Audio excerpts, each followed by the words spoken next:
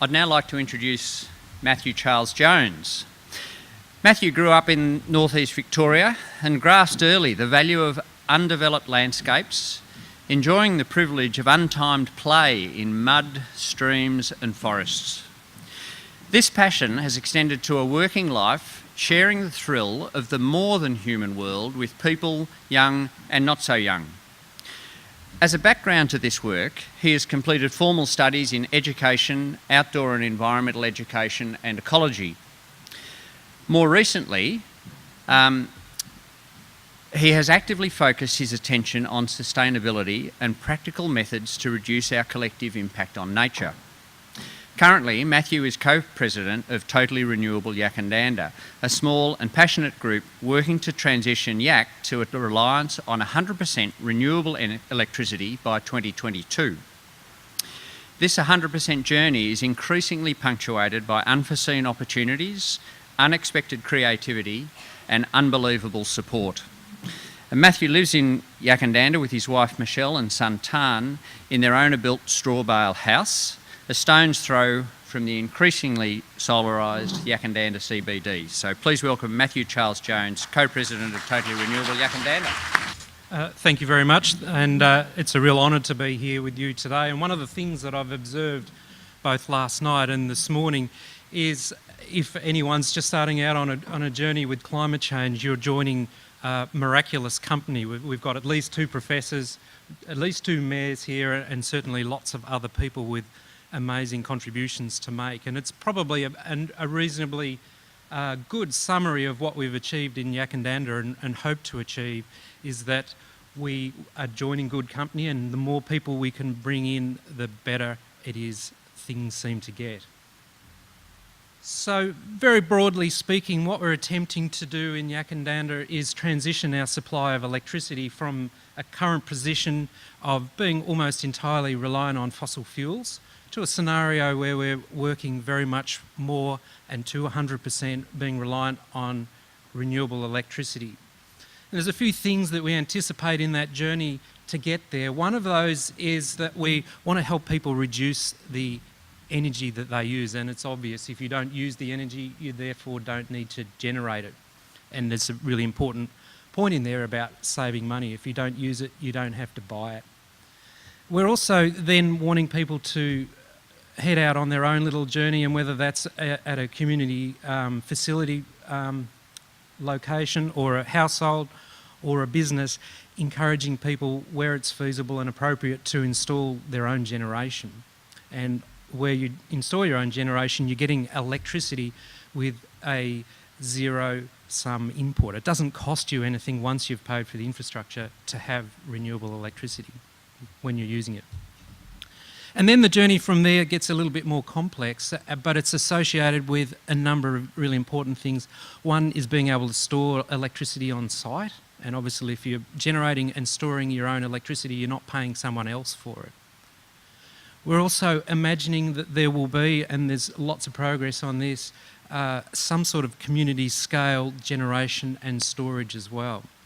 And coupled with that, and a really kind of holy grail of what it is we're hoping to achieve, is a community energy retailer, which will wrap up all of that activity in a business that will actually be serving us rather than servicing the shareholders somewhere else. And we reckon it's really key. The interesting thing about it in Yackandandah is there's already a whole lot of history that makes what we're doing a whole lot easier. And the obvious example is the success of a community-owned energy organisation already by way of the petrol station. And it's great because it's proved to people in town that you can take charge of critical infrastructure, in this case petrol. You can get a whole lot of people together. You can get them to invest their own money, and you can run a successful business for 15 years that employs more than a dozen people.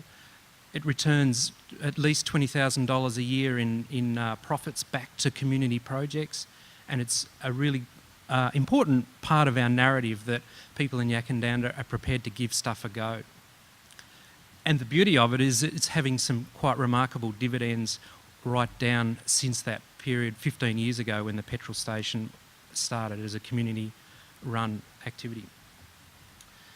So that's a little bit of a synopsis about TRI, where we're at the moment, and some of the thinking. We've been running since 2014. We work really hard at being apolitical, and it would be really easy all of the time to enter into the politics of energy, really easy all of the time, and we get invited all the time to comment as well. But it's really clear to us this thing can't be about politics, and I don't know why it is so about politics in Australia, and it's a real shame because it's so important. It's too important to leave to politics. The reason that I've put that particular image up there is maybe hinging on a point that was made by Professor Audie earlier about showing what it is you've done. And the little yellow yak there with TRI written on it has become our little emblem of success. And so somebody in Yackandandah who wishes to have one of these needs to be able to demonstrate 2 types of energy improvements on their property. And it can be a business, can be a community group, can be a household.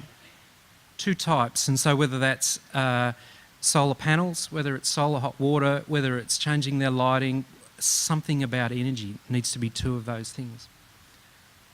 Fortunately, a whole lot of people reckon it's a neat idea in town, and so those yaks starting to appear as repurposed core flute signs cut into that shape and being posted on people's front gates. And interestingly, at a forum in Melbourne a week ago, we co-opted the Mayor of Indigo, who's here today, Jenny, and in front of the water forum we were able to give Jenny one of the yaks, because inherent in what we're succeeding with in yak is a whole history of Indigo Shire thinking forward about what's possible with energy and how community might be able to be involved in that. So thank you, Jenny, for that. I think Kate also spoke this morning about champions, and we're very lucky that we've got a whole series of champions, some of them in the room here today. That's a picture of the community-owned health service in Yackandandah, otherwise known as the hospital, previously known as the Bush Nursing Service.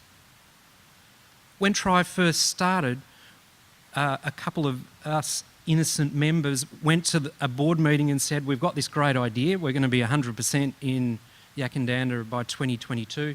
We're not actually sure how we're going to do it. So that was in 2014. A year later, with no communication with them, they rang us back and they said, Matt, we've just signed a 90 kilowatt contract to install solar, and that's it there. And they're now, from there, going on and doing a whole lot of neat stuff. As a start point from there, they're reviewing their waste streams, they're building a new facility that's completely captured in sustainable thinking. They're doing a whole lot of other things.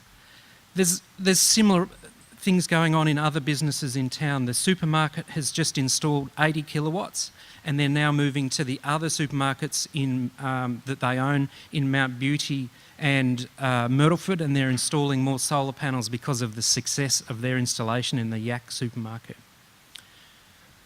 North East Water, who no doubt will talk more about their amazing achievements, are installing solar and batteries at the potable water treatment plant in Yackandandah. It's the first in Australia.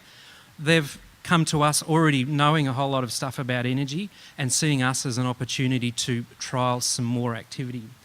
So we're enormously grateful to North East Water for the work that they're doing in that area. It's the same story with us and AusNet. They've approached us. They want to build Australia's first commercial mini-grid in Yackandandah. We're halfway through signing up the households in one neighbourhood to do that. So that's just a snapshot of 2 businesses that are working in Yackandandah.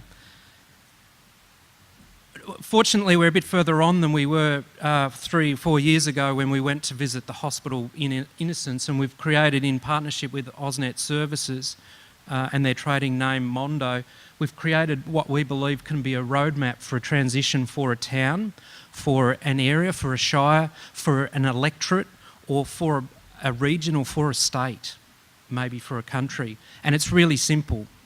We're starting where we are. We're helping people both reduce their energy use and generate their own power. When batteries get to an affordable amount, we're going to help them have batteries. We're going to then create mini-grids right around Yackandandah that stay connected to the main grid, and it allows people to buy, generate, share and use the profits from that locally in ways that everyone's happy with. And to make that really work, we're going to build a community energy retailer. So instead of giving money to the big three who do all sorts of things with their money, we're going to use it locally. The profits from that community energy retailer we'll be using in the same way we do with YC Eco. And to get, and we believe using that pathway, we can get to 90% renewable energy, and the 10% is going to come from building community scale solar farms and community scale storage.